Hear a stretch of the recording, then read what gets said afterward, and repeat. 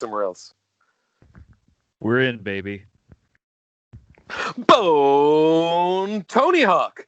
We are here on I Like to Movie. My name is Dan Scully. My name is Pro Skater, Garrett Smith. Dude, I can't tell you how fucking pissed I am that they did not put the remastered Tony Hawk 1 and 2 on Switch. Because I'm not buying another system. No, I have another system that I could buy that game on, but I would rather have that game on my Nintendo Switch where I can like bring it on the train and do some skating. Like Tony Hawk on my couch? Yeah. I'm in. I can't do that with, but I mean, I don't have any. Although, you know what I did get? Now that I'm talking Switch, I did pick up this bad boy. Oh, dude, I really want to get this. I've heard it's very good. It is very good, and just since we only did half an intro there, I'll just say hi, everybody. We're just going to talk about some bullshit. Oh yeah, hi, yeah. Yeah, so done. So the thing about this is, I never liked Mario 64. I didn't have a 64 growing up, and then when I played with friends, I just found the controls frustrating, and I just dismissed it entirely. Yeah. And I have the exact same problem with it right now. Oh, interesting. Well, especially in a world where like Mario Odyssey is the best, going back to play this that has a not fluid camera, that has like, it's just frustrating to play. And since I don't have the nostalgia factor, I just was like, I played for like an hour and I'm done. Yeah. But then I moved over to Sunshine. Yeah. And Sunshine is like Splatoon and Mario together with a little bit of problem solving. Like it has a couple frustrating camera issues in terms of things being in the way. Yeah. But the camera does work nicely. But the real winner here, dude, is Mario Galaxy. That is a great fucking game. It's a great game. Yeah. Just top to bottom great, no complaints. But what's cool about this package is that, I mean, I was not much of a gamer, like aggressively so, until I got a Switch. And then I started to like, I hadn't beaten a game in years, and then I beat Mario Odyssey. And Mario Odyssey is fantastic. One of the most fulfilling endings of any video games I've ever played. And it's just so much fun. And even when you're done with it, then you can go back and there's another 100 hours of gameplay. Yeah. It's just nonstop. And so I love it. And that's probably the most fun I've ever had, like trying to beat a game was Mario Odyssey. And so what this ends up becoming is like a history lesson in how Mario Odyssey became. Yes. Because there's little bits of each game that I see that I go, oh, that is something that was probably that I love about Mario Odyssey that was being introduced here. Uh-huh. And so as like a history lesson, this has been so much fun to play through. So I do recommend it, even if only 2/3 of it is like fun for me. So I'm very excited to get that because I grew up with a Super Nintendo. That was like my first system that we had. And Super Nintendo had a game that came out, I think like pretty much with the system, called Super Mario All-Stars. And it was Mario Brothers 1, 2, 3, and then a game called The Lost Levels, which was that's on the Switch now. Yes. And so that was like the first game the first video game I ever owned was Mario All-Stars, which was just a collection of Mario at that point. They never did a game like that again until now. That's like the new... I thought they did one more. Didn't they do another one that had like... Because that one had the first 3 Marios, but didn't they do one that had like SNES Mario World?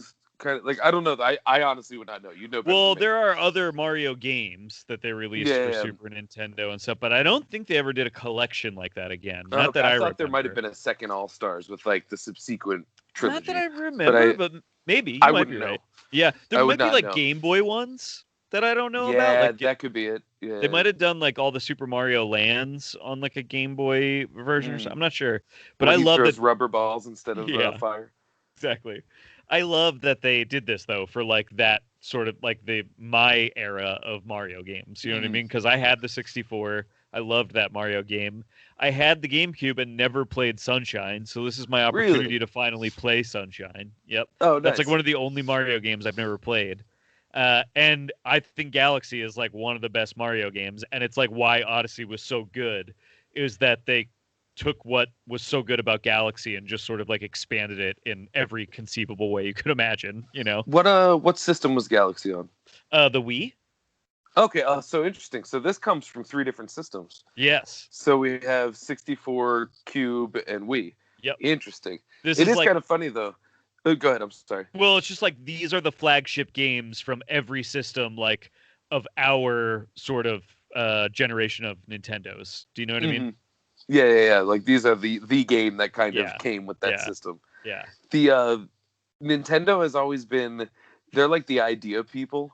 And so they used to always get screwed over because they'd have an idea and then PlayStation and Xbox would co-opt that idea and just do it better. Yeah. And so like they would innovate and they'd have the moving controllers and then you'd get Xbox Connect.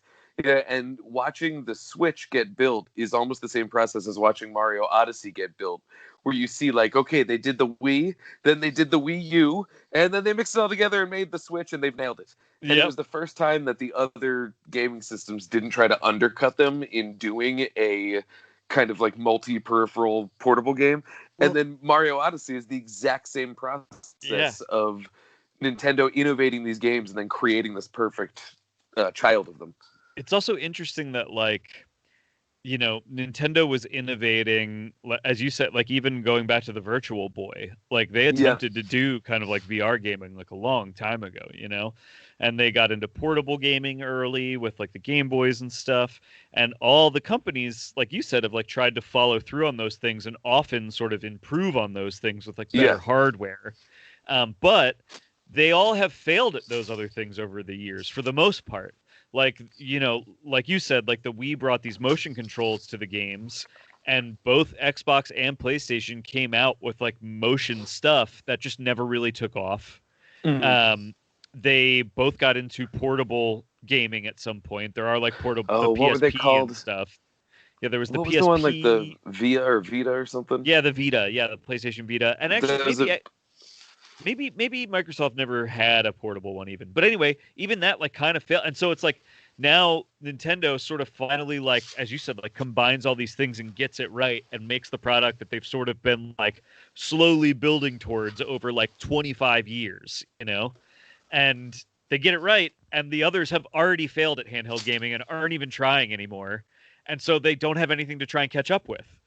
Do you know what I mean? Like now Nintendo has actually totally cornered a market finally, because they've got a thing that the others aren't even going to follow up with. And the last time they did that was kind of Game Boy. Right. They ran with just different sized Game Boys, as there was like the Atari Lynx, there was the Sega Game Gear, there was are there any other portables that I'm thinking of that were in the early era? I'm sure there was. I think Wealth of Tiger Electronics. I know. Is the Neo Geo a portable? It might have been. I can't remember. I'm not sure. Yeah, I'm not sure. I think there's others, but yes, they held that Game Boy slot forever, and so it's kind of cool that now that they're just kind of in that same spot again. Yeah, they're a toy maker. I mean, they were a trading card empire before they were ever a video game one. They make toys, and I think while like PlayStations and Xboxes seem to view themselves as like the future gaming experience, Nintendo's just like, check out the toy. It's purple. Yeah. You know, like they do it that way. You're like, ooh. I know, like I love anytime you see like whatever E3, like the big gaming events that had the big the equivalent of film festivals that happen for like games and stuff every year. You know, all of the Microsoft and PlayStation commercials are like da da da da da the new games da da da da da, you know, and it's like it's all cut like action movies, and then all the Nintendo stuff is like, hello, welcome to Nintendo. Yeah, they're just like you literally feel like you're watching like Willy Wonka like come out of the factory and like show you his new toys, you know? Mario like walks out, he's limping, and everyone's like, "What's wrong with Mario?" And then he somersaults and stands up. It's me. We're like, "Oh!" But then like Sony is just like a general with like an explosion behind him, like comes out smoking a cigar, like modern air warfare. Yeah. Modern Air Warfare.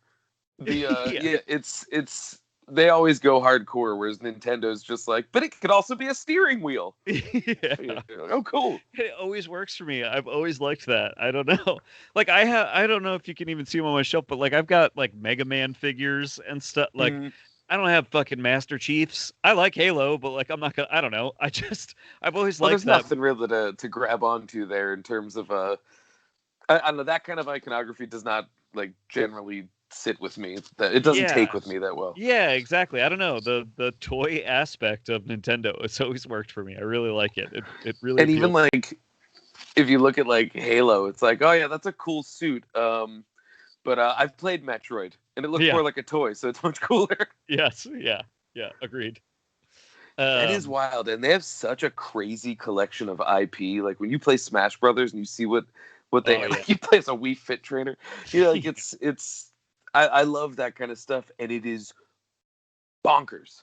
Yeah, if you think about it, just the idea that Mario is this like pretty backwards and old school Italian stereotype. Yeah, he's a plumber, but like we love him, and he collects stars and stomps on angry mushrooms and hangs out with nice mushrooms to save princesses from dragons. It's so weird, but I love it all. Well, it's also, it just occurred to me how strange this is too. Like Smash Brothers, we think about it as this big collection of big IP, but like think about what Microsoft and Sony and other companies have to do when they want to do their version of big IP. They literally have to buy existing IP. It's like, that's true. Nintendo is all original stuff.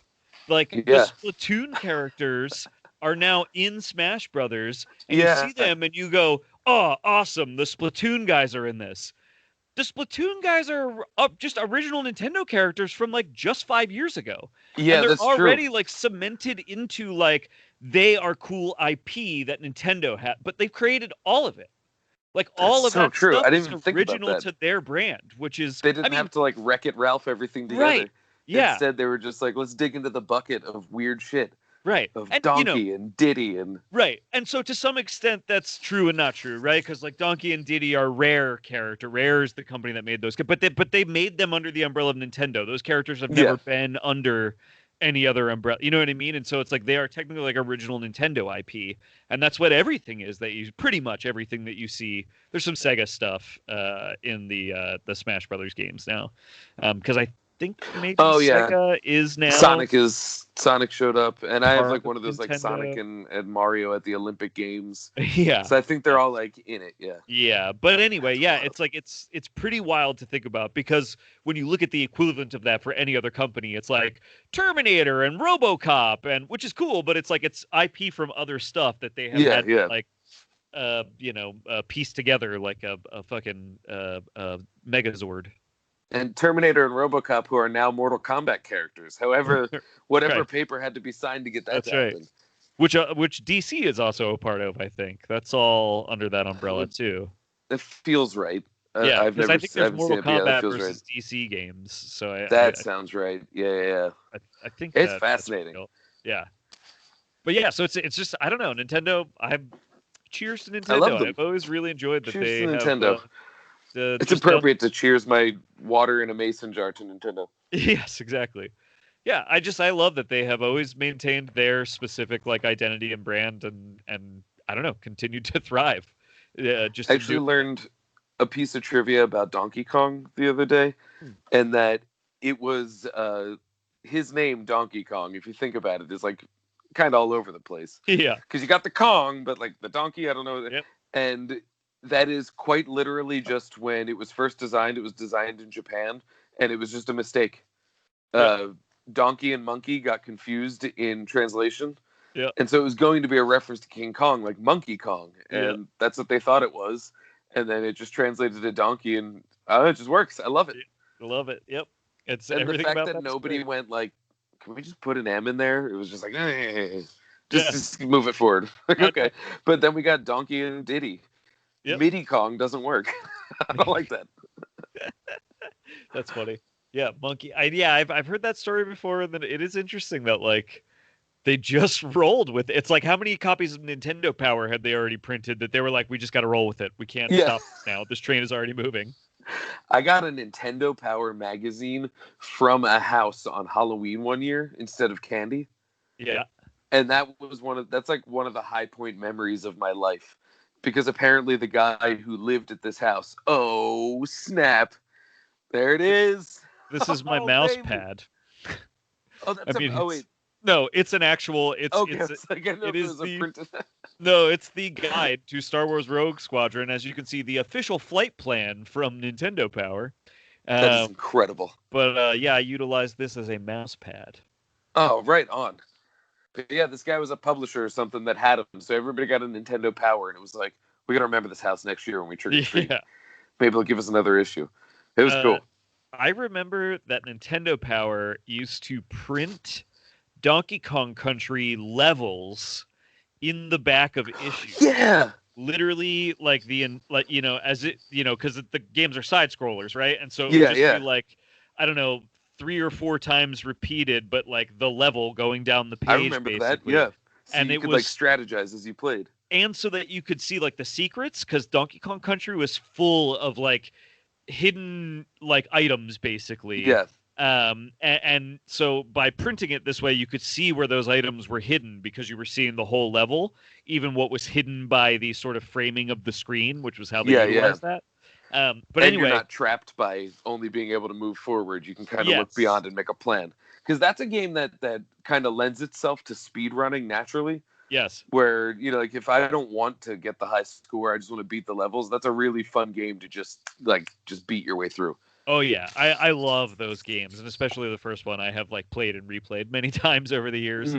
But because of that, because they would print them in the back of those Nintendo Powers, my friends and I used to then design our own. We would just get construction paper and pencils out, and we would just design our own like Mega Man and Donkey Kong Country levels by just like drawing them out that way ourselves. It was really fun. I used to draw racetracks with loop-de-loops and stuff, but I never did that. Well, speaking of toys, I already showed you this via text message, but we'll show the listeners. Yeah. So Jenna was cleaning out her childhood bedroom and brought me back a toy that was still perfectly wrapped. Yeah. And so this here is from The Dark Knight. It is absolutely incredible grapnel launcher Batman versus punch packing the Joker. Yes. So it's like a dual set that represents this bat. That I'm going to try and get this up to the camera because we can all remember when Batman and Joker in The Dark Knight went to battle with his golden batarang cannon, and then Joker with his punch missiles. Yes, it's like a punch missile. Maybe it's a deleted scene. I'm not sure.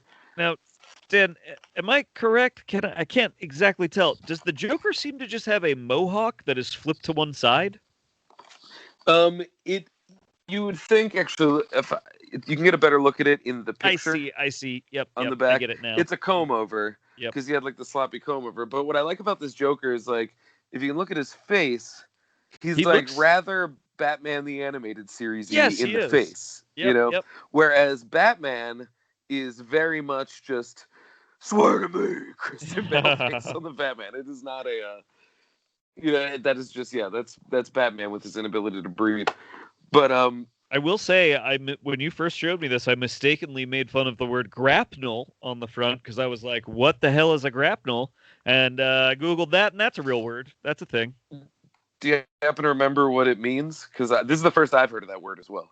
It is literally just like, I guess, a grappling hook. Kind of refers to a hook that grapnels or so. You know what I mean? Like grapnel is literally like just grappling, and grapnel are basically the same thing. They're like interchangeable. I thought it was like a play on shrapnel or something. Like, Batman would be like with his trying to come up with a word. The definition of grapnel is a grappling hook. Oh, well, there you go. Yeah. I guess that just couldn't fit because they had to fit punch packing the Joker. I love all of the trademark stuff here because you have to call him the Joker. You can't just say Joker. But listen to this description of what the plot of The Dark Knight is per the back of this action figure box. Uh-huh.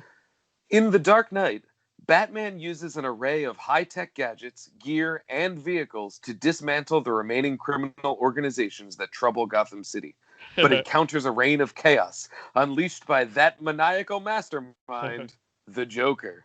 Wait, that's very funny that they had to make it sound as toy-friendly as... they described that plot in a very toy-centric way, It's very toy-centric. High-tech gadgets, gear, and vehicles. So it's selling all of them. No Oxford comma. Yeah. But it is what it is. It does make you realize how, anti-consumerist Christopher Nolan's vision for Batman. You know what I mean? It's like it doesn't Yeah, make you yeah. realize how like not prepackaged for toys his concept of He Batman didn't is. sell like batarangs and Right. things like that. Yeah, By he the didn't way, go into that. while you were reading that, I could see in the camera very clearly the picture of Batman on the front. Turn that around so you can look at it and take a real good look at how that looks very much like Joel Schumacher's Batman. Look at Yeah, a how little bit. look at how the bat helmet is like framed around him to have like eyebrows and stuff. Yeah, that's true. It is very much like that. Honestly, if that picture, I mean, it is very much the Christian Bale Batman, but if Yep. that picture was on any Batman toy that I had growing up back in the day, I wouldn't think twice. I mean, it almost I looks like wouldn't the be like, Kilmer that's Batman. not my Batman. Yep. It almost looks like what? The Kilmer Batman. Yeah, like, it does. It's really funny. Well, it's funny too because there's all these different. Would you like to hear the list of other Batman figures that are in this series? Yeah. So there is Bruce to Ninja Batman, which is kind of like ninja-y. Staff Strike Batman. Now that's not about his workers quitting on him. Staff Strike Batman has dual wielding bow staffs. Yes, of course. This is probably my favorite one. Elastocuffs Batman.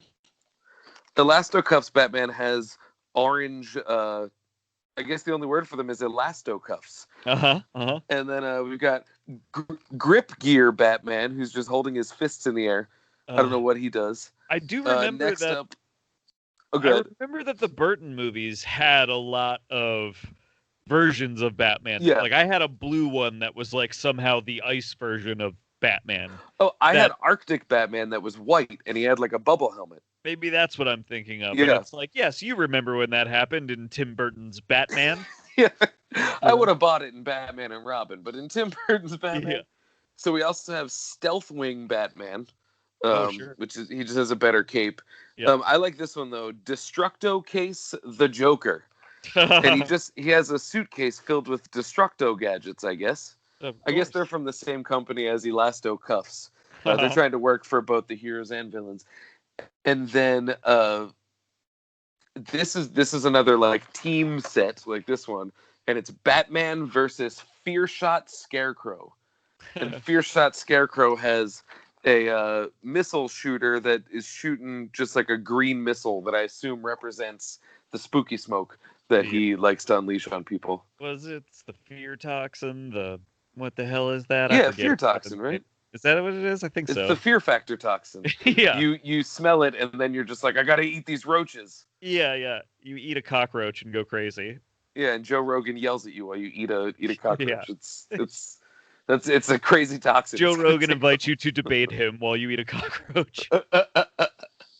He's like, do you ever do DMT? And you're like, no, I'm on fear factor toxin right now. It's so much crazier. Yeah.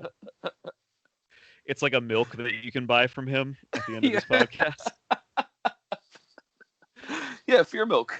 Oh, did you see the video of Mark Wahlberg selling his water? No.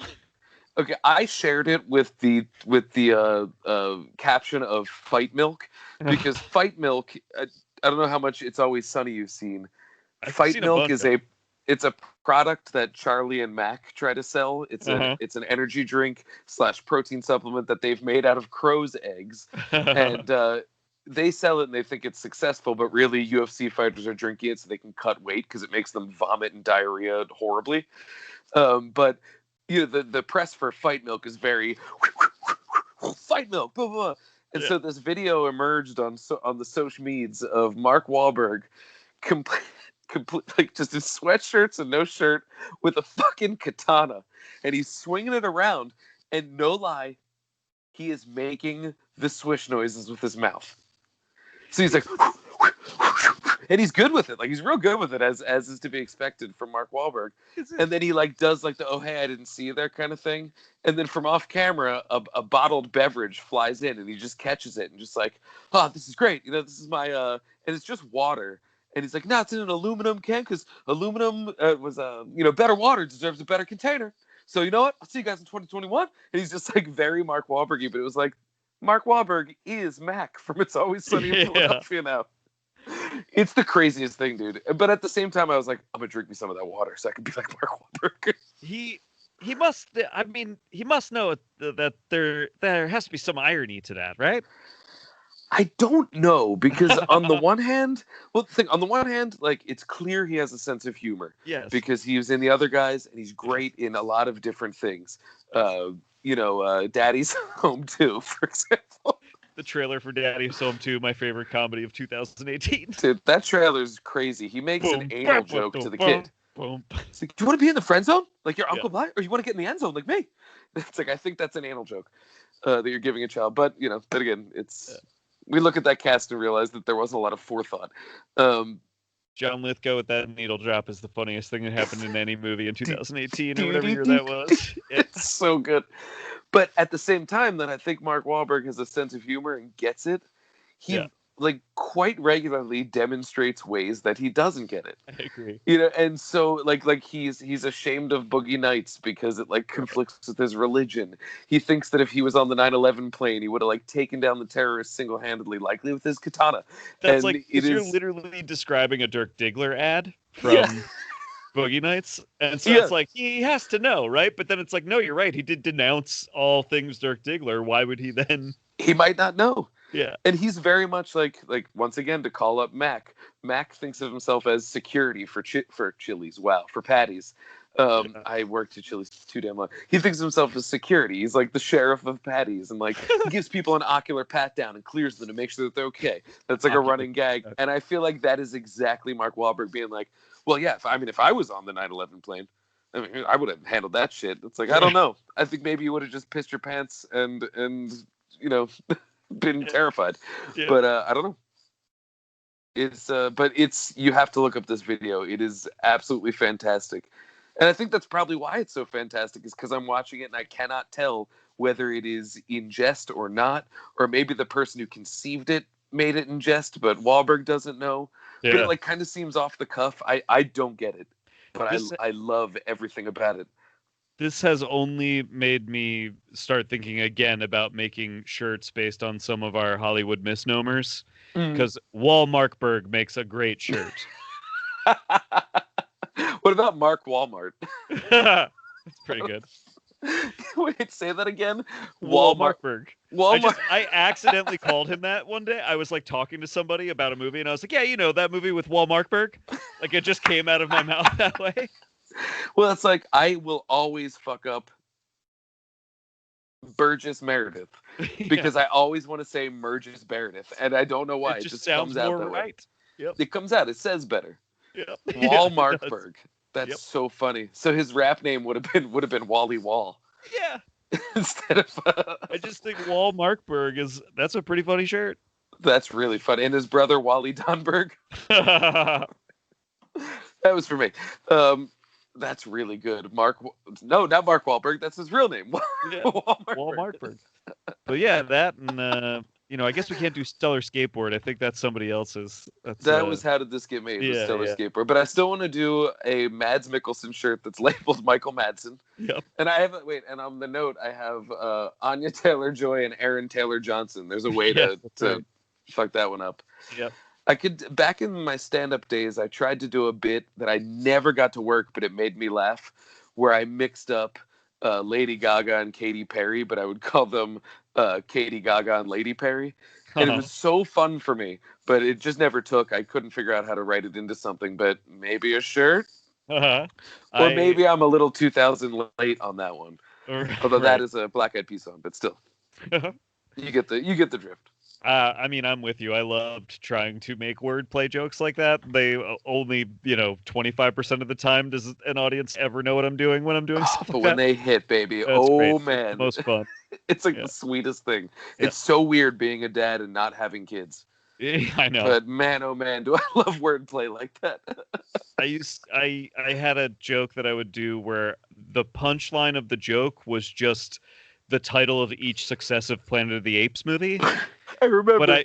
But just each time I tried to set it up as if I was moving on to a different joke, and then the punchline was just the next Planet of the Apes movie's title. And I love that, especially when a comedian commits to something as hard as that, and everyone's like, God damn it, I knew it was coming. Yeah. Yep. It becomes funny in its own way.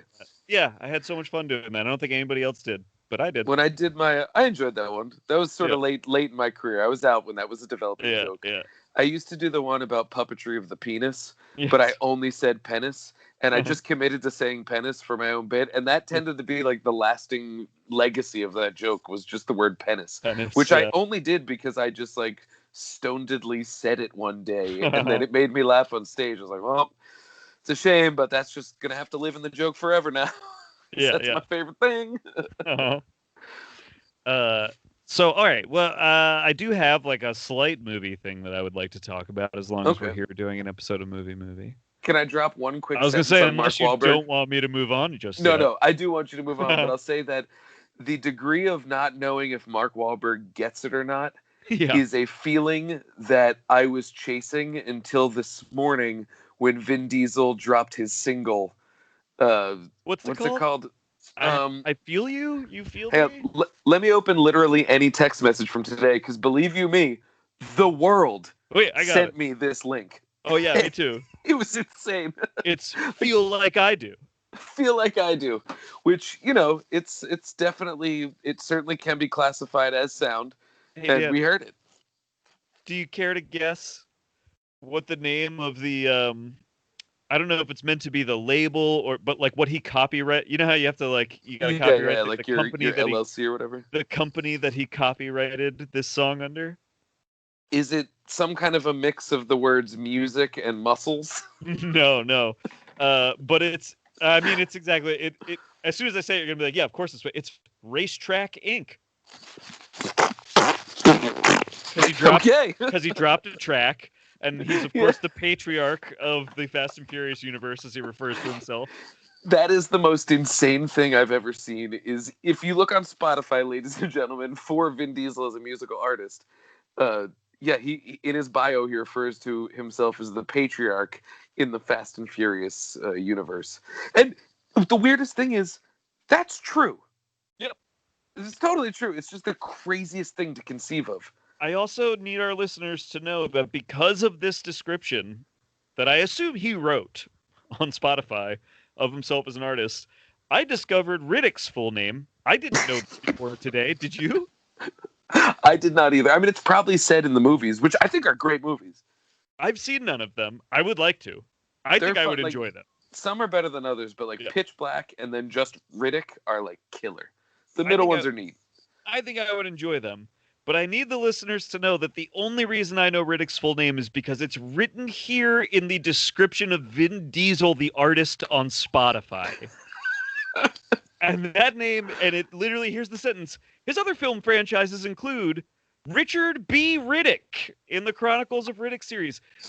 So Riddick's full name, as Dan pointed out, is Dick Riddick. And then, as I further clarified, is Dick B. Riddick. His name is literally My Dick B. Riddick. What do you think? Sorry. That's Riddick's full name. That's so funny. As written in the artist profile for Vin Diesel on Spotify. And then the question being, with the Riddick movies being Vin Diesel's baby, does he get that his name is Dick B. Riddick? Or is that he just complete thing where he's like, it sounds like Dick twice. It's kind of badass, like Peter Parker. You're I don't know. I feel like he knows, but I feel like the reason that he decided to let that be Riddick's name is not irony. Do you know what I mean? And I bet the B probably stood for something different, but if you asked him now, he would tell you that it stands for Brian, as in Brian O'Connor. Yeah, right. Brian, you're the cop! By the way, I don't think I actually listened to the whole song. I listened to it in two parts. Because halfway through it, I was like, all right, I get it, and it's not great. And then, at the end of the day, I was like, I just turned my back on family. I got to finish this, so I finished it. But I want to make it clear, and I said this on Twitter earlier, I make a lot of fun, I make a lot of jokes, but I have nothing but profound respect for Vin Diesel. Because he is a dude who, he's like a Stallone in that he's just shameless about working hard to do the things that he's interested in. Regardless of how funny I find it, and I find it very funny that Vin Diesel released a single today, I would rather live in a world where Vin Diesel is releasing singles than one where he's not. Yeah, This is totally. exactly what I want from him. And I like that. I mean, I don't know if you watched him unveiling it on the Kelly Clarkson show. No. I sent the link in our group text. You can where check apparently he didn't even get the name of his own song correct. Didn't get it. I forget whether the word is feel or feels, but he says the other one. And the whole time that he's introducing it, he's just like smiling and like kind of slow. But it's very earnest, but you can tell. But at the same time, it comes from this place where he very much seems to just be like, I have to create. And right now I am between movie sets. Yep. So I'm going to put out the club banger of the year. It's insane. Yeah. But it is what it is. Anyway, talk some movies on us. I just wanted to compare his cluelessness to Mark Wahlberg's. Because maybe they get it, maybe they don't. I don't know. As long as they keep pushing forward and doing push-ups, I'm in. Frankly, great excuse to talk about Vin Diesel's single that he dropped today. Just, boy, what a delight. Just exactly the way I wanted to end my week. Of all the crazy things that happened in 2020, the fact that it was a confluence of preventative news items that have kept us all, separate and unable to be out, and that created a Vin Diesel single. And I'm not going to say it was worth it, but it is a nice silver lining. It's insane that a Vin Diesel single is going to be a footnote in 2020 history. Yeah. Like, no, that is not a thing that anyone's going to remember happened. And I think any other year, it would be a top news item that Vin Diesel dropped a single. But in any other year, it wouldn't have happened. It took a global pandemic and a massive fuck up on how we responded to it to put us in a position where Vin Diesel said, I have music in my heart and I need to put it in the world. Yes. It's incredible. I am so happy that Vin Diesel dropped new music today, even though it's garbage. It is for a depressing time. That was just the tonic that I needed. Yep. Yeah. Oh boy. Richard B. Riddick. Dick B. Riddick. There's a shirt, man. We just got to get a picture of him with his glowing eyes and his Riddick sunglasses. It just says, Dick B. Riddick. Yeah. I will get a Vin Diesel impression down. I remember everything about my father. My father. That's always how I roll. His cheeks weigh like 40 pounds. Yeah. Dude, the best was I played it for Jenna. I was like, Jenna, I'm going to play you a song. And it is, I'm not going to tell you who it's by, but it's their brand new single. And I just want you to listen and guess as to who this is. And I pressed play, and maybe 15 seconds in, she was like, oh, what is it, like Vin Diesel or something? And I'm like, yes! Yes, it is! I tried that on Tori. I was like, Tori, guess who this is? And she guessed Imagine Dragons, which is a sick burn on Imagine Dragons. You should have just been like, yes! Yes, it is! Imagine Diesel. Imagine Diesel. Okay, talk about movies. Well, it's not even a movie, although I know that was the hilarious argument that everybody liked to make when it was out. We are halfway through Twin Peaks: The Return, and it's my favorite thing that I have watched in a long time. So you're acquainted with Dougie now. It. Oh, I love Dougie. Dougie is amazing. You know what's impossible about Dougie, and he is simultaneously the saddest and funniest character I've ever seen in a television show. It is it's frustrating what is happening to that man. It's so sad that he does not understand what's happening around him and has no control or understanding over what's happening to his own body. It's horrifying. It reads almost like an Alzheimer's-y thing. Yes. Where it's like, this is a person that, at least as far as I understand it, we knew up to some point and is now unable to make that connection. Yeah, to the point where there's not even really a human being in there anymore. Yeah. But in perfect Lynchian fashion, it's goofy as shit and fucking funny. It's so funny. And I love that then the thing that I love about it most is it feels like a Lynch's greatest hits. He literally does, there are, episode 8 that everybody loves to talk about is basically an Eraserhead sequel. Okay, so you got that far. Yes, I did. Got a light. Oh. Yeah. It's fantastic, but it does feel like there are so many things throughout the show that feel like him sort of I don't know, touching down just for a moment in one of his prior works. You know what I mean? And I love that about it. I think it's really cool. It feels like a retrospective on his own work in some interesting way. But it also feels like, and Twin Peaks has always felt this way to me, but this season in particular feels like an excuse for him to just sort of like impart his worldview to people, you Yeah. know? And there is an interesting thing about Dougie where whatever is essential about Dale Cooper still exists in Dougie. He is still investigating claims. Like he's still like he literally is still gets given case files and investigates those case files and still solves those cases. Like whatever it is that is essential about Dale Cooper, the person, still exists within Dougie. And I He think still gets it done.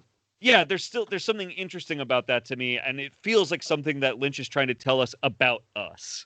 That there is something essential to us that is always there and that we can rely on, that we can be confident in ourselves, you know? He has some really interesting I mean, I've just read them, but like they've come out of interviews, interesting ruminations on the idea of imagination. Yeah. And I think it ties into that because he talks about how he's sort of just like a divining rod for ideas, and you need to be receptive. Like ideas can come from anywhere. So like the way he views it is like he's this entity moving just through existence, and ideas will either cling to him or bounce off, and it's his job to recognize them and pull them in. Yeah. And he's famously reticent to actually talk specifically about the meanings of his movies or the creative process directly. He only ever refers to it as that sort of thing. And so that is sort of similar to what I would imagine Cooper's going through as Dougie, is like he still does have that drive to solve the mystery and work through, but he can't communicate to people how he's doing that. He is once again an antenna for clues that is just trying to work them through the filter that is him. And I mean, honestly, it's what we used to do as comics. You just find your experience and hope that the flavor of your filter is enjoyable to the audience. And like, I don't know, I think there's a lot of that in there. I'd certainly love to rewatch this. I'm going to try and rewatch the entire thing with like the books tied in and stuff, because I watched that weekly as it came out. And so it's a little cloudy now. It's been really fun to do because I actually could. I'm surprised that. What am I trying to say here? I guess I'm a little surprised that people didn't criticize it for this. I don't find it a problem, so maybe that's why. But I feel like in other things, I see people complain about this. There are many moments where characters just flatly explain certain mysteries that you've been waiting for 25 years. They're like when I don't remember. Do you have an example? So, like in the episode I just watched, there's a moment where Miguel Ferrer explains exactly who Bowie's character was and exactly how he was tied to Cooper. And it like ties all of those characters together, explains exactly who they were, exactly what they were doing. Oh, and it explains what the Blue Rose was. Yeah. They also explain I the remember Blue Rose. that. And it's like, it's literally in like 30 seconds. He just like boom, boom, boom, boom, boom, gives you the exact explanation of what all that stuff is. And that's like, kind of a 25-year running mystery to some extent. Not that that's the focus of the show or anything, but when you're watching it all back to back, those are things that I was like, yeah, I'm kind of waiting to figure out like, what the hell even was that with Bowie? Because like in that movie, it's literally a scene, but they reference him as if he's very important. He shows up in like a security camera. That's it. You never see him again. They kind of talk about him again a couple times, but you don't know who he was. They sort of bring him back in the return in the other form. Yes.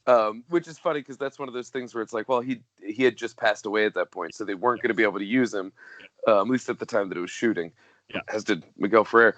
I would like to watch it back to back to back just because there's probably a lot of that kind of stuff that I missed. But then again, like, it's very on brand too. Like, you just watched Firewalk with me, which fucking rocks. It rules. So good. That scene where it's subtitled, that song that plays is like Badalamente's finest hour. I'm gonna listen to that because the music's incredible. I love the music. Absolutely incredible. Yeah. And in that, there's the beginning with the lady in the red dress, the kissy face, and all that stuff, and then it's explained all of the messages that she's giving. And it's quite literally just like setup of how cryptic it is, and immediately after knock him down and tell us what it is. So like flat exposition as to what things mean is like kind of on brand for Twin I Peaks. have no problem with it. Same. Like, I enjoy it, but I think you're right, though. People might have said something. It's the kind of thing that I feel like I see people complain about, especially with this kind of thing. Like, the whole thing is that it's mysterious. So to just have characters like directly explain things, but I also really enjoy that about it because I was salivating for some of those answers. You know what I mean? Like, in a sort of Lost way. Like, I always think about the show in the context of Lost, because Lost feels like it couldn't have existed without Twin Peaks, you know? And Lost had a lot of those sort of mysteries that you kind of salivated for answers over. And but I feel like the show is mostly succeeding at like giving me those answers, giving them to me in ways that I'm satisfied by them, and I like getting them, you know. I think it still leaves enough of a carrot dangle too. Yeah. Like I probably spent more time reading about The Return than I did watching it. Because when it ended, I was like, I got to read what everyone's take is. Yeah. Because there's just a lot of material for that, which is, I think, a really good thing. Yeah. Oh, I mean, so good. It is really interesting. The thing, and I guess actually my point in bringing all of that up is I'm surprised it's doing that at all. I fully expected it to, like, not at all really address anything that had come before. You know what I mean? Like, I expected it to share characters and story, blah, blah, blah, but I fully expected it to just be full Lynchian weirdo.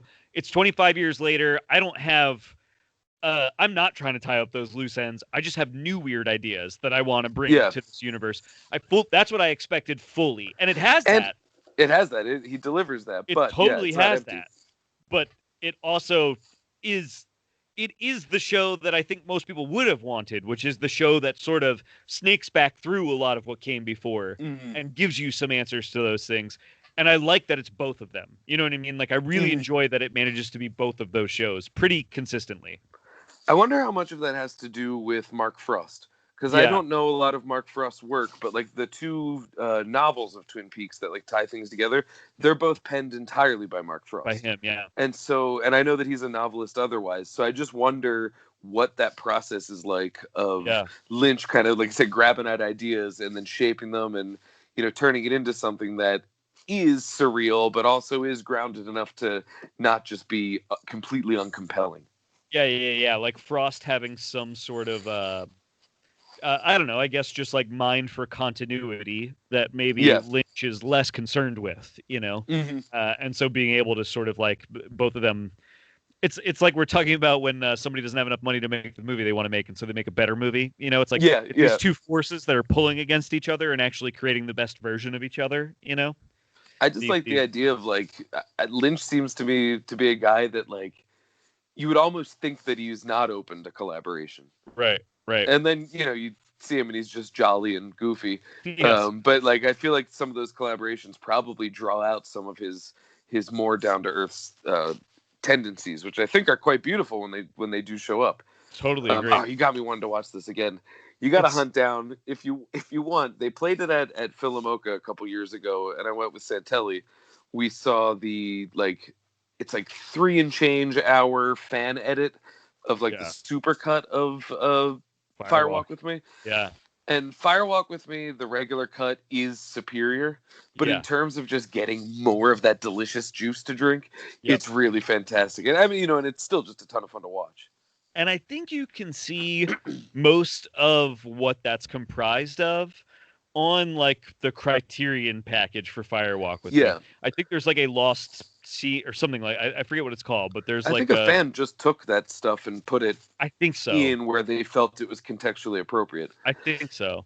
So yeah, I think most of that stuff is like available to see, and I would like to see it because like I was talking to my buddy. I have a friend who like deeply loves that movie, and he was like, yeah, I mean, you basically get like at least 1 or 2 scenes more with every single character. Like there's at least 1 to 2 scenes of every single character that was cut out of that movie. So, and I would definitely like to see that. Like, dude, the thing that is so awesome about The Return is that like characters that I didn't even know I wanted to see again, I see again. Like there are certain characters that I wanted to see. Like I was so excited that Hawk was kind of a main character in this. Yeah, because Hawk is like one of my favorite characters from the first 2 seasons. But like Bobby is a main character that I didn't know I wanted to see again, and is very compelling in The Return. I like him better in The Return than I ever did. Totally, I found him dweeby originally, and then like now as an adult, I was like, oh man, I Like you almost feel like you grew with them, like you know them now.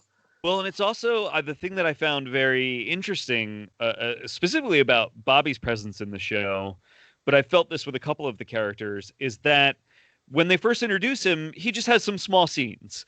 And for quite a few episodes, there's just a few scenes where you're just made aware that, like, yes, Bobby is still in this universe, and he's now a police officer, and you don't really know much more than that. He doesn't have a lot of involvement. And then all of a sudden, there's that episode where you find out that Amanda Seyfried's character is he and what's her name's daughter. Yeah. Gosh, why can't I think of that character's name now? I love her so much, and she's really incredible in this season too. I can't think of the actress's name. I'm just not going to remember it right now. Rather than struggle through, I'm just not going to remember. I know who you're talking about. I just can't think of the name. The waitress at the diner, who I can't think of her name right now. But anyway, that episode, he suddenly becomes a very central figure and is so compelling and interesting in that episode. And I was just suddenly like, oh my God, I had no idea that I wanted to see Bobby again, and that I wanted to see this much of Bobby again. And I feel like this keeps happening to me with all of these characters that it keeps threading back through. I just remember it striking me as I watched it that he was just a really good actor. Yes. And I cannot remember what his name is, and I'll get that other neither. character's I'm name bad too. with this. I know the waitress who I have Shelley, to say Shelley. Shelley is the waitress's name. Yeah. Who has not aged a second. Unreal. Unreal. I couldn't believe that when she said, I was like, "Is this computers?" Yeah. This gotta be computers. She looks incredible. Yeah. Dana Ashbrook, that's his name. Yeah. He's tremendous in it, I think. Oh yeah. Did you ever see Return of the Living Dead Part 2? No, not Part 2. He is in it. Oh, cool. Is he in Part 1? He's not in Part 1, is he? That I remember, but maybe he is. I don't remember him. He is in Part 2. I do know that. It's been a while since I've seen any of those. But yeah, I'm so glad you're enjoying it. Twin Peaks is one of those weird things that is just so hard to explain, but it just works. Well, you know what? Lynch does that better than anyone. He does crazy, surreal stuff, and then you come out of it and go, I'm picking up what he's putting down, illogically so. I've never seen someone be able to pull that off. This might be oversimplifying it entirely, but I cannot stop thinking about this while I'm watching it. And maybe it's because I'm watching all of it back to back, and so I'm seeing seasons of TV that are 25 years apart, but and feel totally different, actually. Like, they really do feel like the Return feels like a very different show from the show that season 1 and 2 are, but they feel totally of a piece.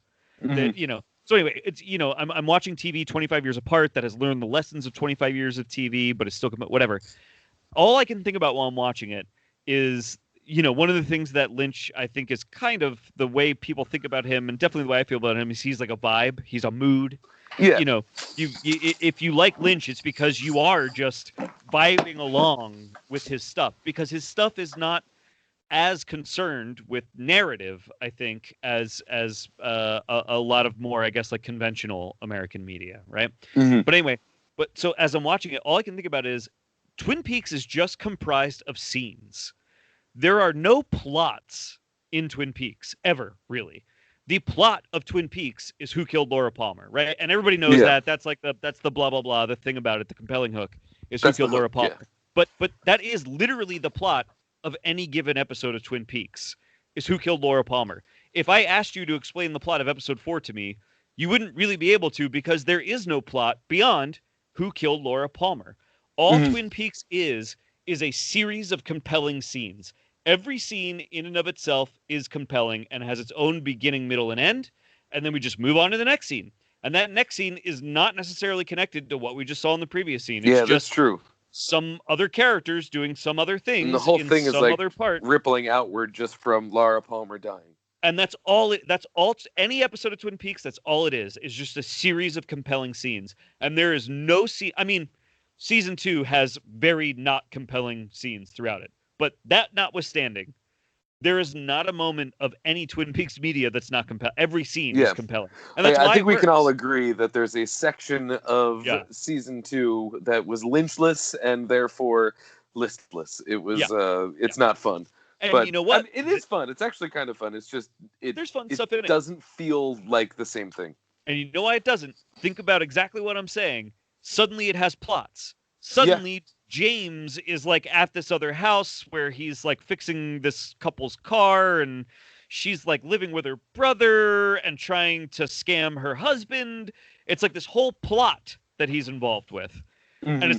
And that's how that whole Lynchless part of Twin Peaks is when everyone gets a plot.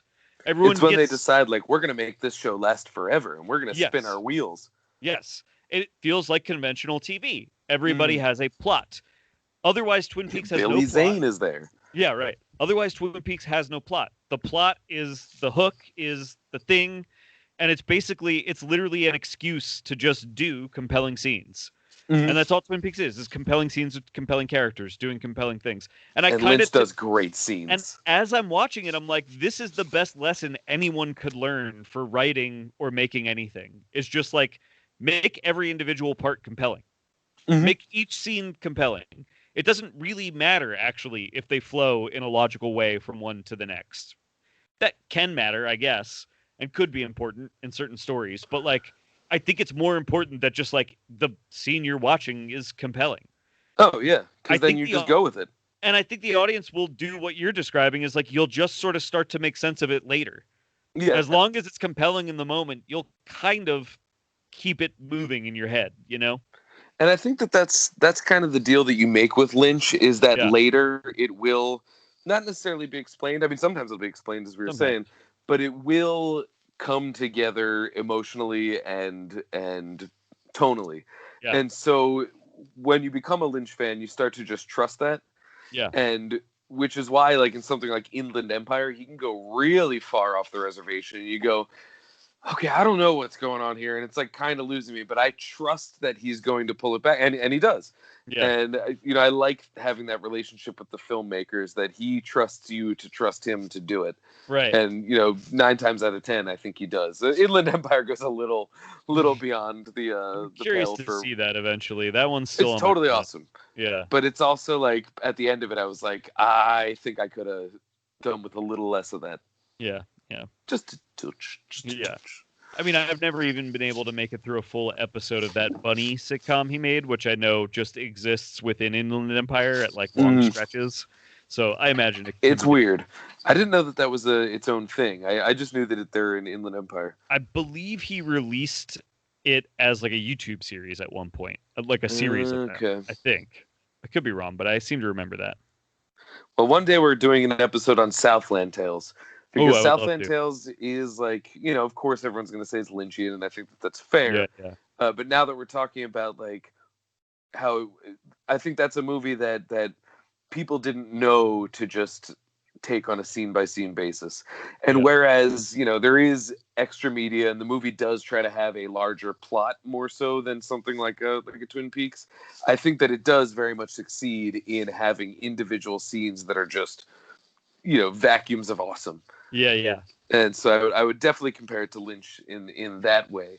But I never thought about Lynch that way before, but I think you're spot on. I think that's kind of why it works. It's just like every scene works.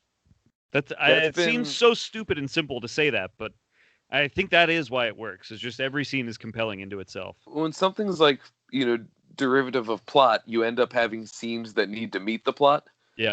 And so, like, every once in a while, if someone can't really, do that right, either in a writing or just composition, from that angle, it can be a bad pacing issue. And so the movie has to meet there's also great movies where, they don't have to do that are plot heavy. But right. Yeah, I think you're right. The key is it's got to be scenes. I mean, we even look back at something like Pulp Fiction. That movie does not have a beginning, middle, or end. Right. But each scene is compelling in each pod. So it ends up being entertaining. And then later when you get home, you go, this happened here and then there. And it's fun. Yep. Yeah. That's why it works. I've been trying, and this is like very early stages, but I've been trying to write a book. Oh. And it's been fun because I've just been word vomiting. I'll edit later. That's the angle that I'm taking. Mm-hmm. And so I've got like about 25,000 words. I'm feeling good about it. Yeah. But there was a point where I was like just hammering home this plot. And I was like, I'm done with this. I'm kind of bored with it. I have a completely different story that is incongruent with this book that I want to write about. I'm just going to do that. And then as I started doing that, it started to become just like short stories that are sort of in the same world that I'll connect later. I don't give a shit. Yeah. But my focus has been just to make each pod a readable pod. And I never even really thought about it in terms of doing that purposefully. But now that you're mentioning it with Lynch, it makes sense. Like, I feel more confident doing it. I kind of felt like I was selling out my original plot, whereas now I'm dipping back into it in little pods. Well, if I hope this encourages you enough, but two great examples, I think, of exactly what you're talking about. One is, I think, one of your fit. So, like, I think The Stand, Stephen King's The Stand, is a great example of a book that is really a series of sort of small stories about characters in different places and groups that ultimately is its own sort of, singular whole piece. Like, he sort of threads the needle on these sort of more compelling pieces, especially, I mean, the extended, the really long version of that book very much is like a series of really big that's pieces, the one I read, But the other thing is, have you ever read John Dies at the End? Yeah, I read your copy. Yeah. Oh, right. Yeah. So that started as he, a serial. wrote that as a serial. Yeah. Right. Yeah. And serials obviously have the kind of context of what we're talking about, where it's like kind of a series of individually compelling threads that ultimately are of a piece. But I think when you read that book, you can feel that there are sort of 2 or 3 significant sections that are their own kind of stories that he was telling, and then was kind of done with and moved on to another thing that he wanted to tell. And he just found the connection in the edit. Ultimately was telling a larger, sort of whole, it turns out. And I think it works in those stories. Yeah. So I think you can be encouraged that's a way that is a way to very successfully write a story, I think. I mean, it's more for me than anyone else. I just always wanted to write a book. I don't care if I have to self-publish it. I just want to be able to throw that down on my gravestone and be like, bitch, done it. I did it. But at the same time, if people can enjoy it, that would be really cool too. Yeah. But it's very weird. But that's John Dies at the End. I didn't think about either. That's a really good example. Yeah. That one though, I would hope that I could, because I like that book a lot. But there were some points where I think the serialized nature of it felt like it just hurt the pacing for me. Yeah. And I don't want to hurt but at the same time, like, the ego and the, like, I'm going to be an author in me is like, I want to make this thing 1,000,000 pages with 3,000 pages of footnotes. Yeah. It's going to be infinite or jester. And, but no, I don't actually want to do that. But you know what I mean? Yeah. Trying to go big. Yeah. I think you can be, I don't know. I think there's anything could be compelling for any stretch, right? 100 pages or 400 pages, it doesn't really matter. I think, as we were talking about, as long as it's like compelling in the moment to moment. Yeah. That's like the Polanic thing, is like these short burst chapters. That's how King often is too. That's my favorite thing to read, is because the worst thing that happen when you get a book is, like, you really want to read and you're really excited to read the next part, but it's a 40-page chunk that you don't necessarily have time for, and you don't want to do it in pieces. But I love a book that's constructed where it's like, if I need to go make a number 2 and I'm only going to be in there for 5 minutes, but I can just put away a complete chunk of a book rather than breaking it up, I'll end up reading a 1,500-page book in a week because I was able to find those little bits of time. And that's my favorite thing. And I don't think I'd ever want to write anything that would put someone in a position of having to mediate time in order to enjoy. Yeah. So we'll see. That's cool, man. It might get finished. We'll see what happens. When we're off the air, I'll tell you this one plot thread that I think you'll find very clever. All right. Sounds good. I'm like super into. I think we can probably get off the air here. Yeah. Are we at an hour? Yeah, we're about. We are. Yeah. Right on. Right on. Well, congrats on the new digs, man. Hey, I can't wait thank to you. have an in-person recording session in the new studio, you know? Yeah, I know. I don't know if it's as obvious to our listeners or not, but I am currently broadcasting from Ghostwood Manor, which is my new house that I live in with Tori. We said goodbye to Murder House this week, and now we live in Ghostwood Manor. You bought. I bought it. Ghostwood Manor. I bought it. It's yours. It's mine. It is my home, and I'm loving it. I'm absolutely loving it. It's great. Right on. It's your kingdom, man. I know. This is it. My version of being very excited about something is to not really be able to say much about it, just to be like, I love it. Oh yeah.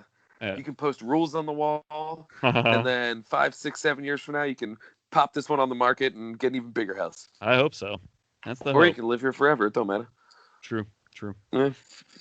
Well, thank you to the movie listeners for bearing with us through all the weirdness of the last couple months while I've been trying to buy Ghostwood Manor. I think we're about to get right back onto a nice steady schedule as we move into October. Dan, we haven't talked about this much, but I just realized we're about to move into spooky movie season. So season. We could probably plan a couple spooky movie episodes. I'm totally into that. I have a lot of spooky movies that I have to watch because every horror film festival is programming now. Yes. You should definitely apply for it. Some of them are just fucking free, straight up. But and so there's just a wash of horror happening right now, as always. And so we should definitely do some spooky shit. So stay tuned for that, everybody. Yeah. Like, subscribe, all that fun stuff. Thank you once again for bearing with us. This has just been a strange period in a strange year. But we're back on track and we love you all. So normal. Yeah, hell yeah. So we will have a regular flavor episode coming out in normal schedule with this one. Yeah. And you can find us on Twitter and Facebook and Gmail and everywhere at I Like 2 Movie. It's a numeric 2. And you can find me on Twitter and Letterboxd at Philadelphia with an F. And you can find both of us at cinema76.com. Yep, I'm at Dan Scully on all the things. I'll also toss out a nod for Findy.com. And I think that's all we'll put up here for now. We're good. Can you hear the emergency horn going off right now, Dan? Uh-oh. Silent Hill time. Yeah, I don't know why, but the township I moved to rings that thing about 3 times a day. Don't know why. Well, it's as if there's one day it's not going to ring, and then you know what's up. Yeah, exactly. They went the other way. They're like, we ring it 3 times a day. If we ring it twice a day, then that means the mayor is dead. If we ring it once a day, it's the apocalypse. If a whole day goes by where you don't hear that emergency horn, everyone else is dead. Flee your home. Get out. Yeah.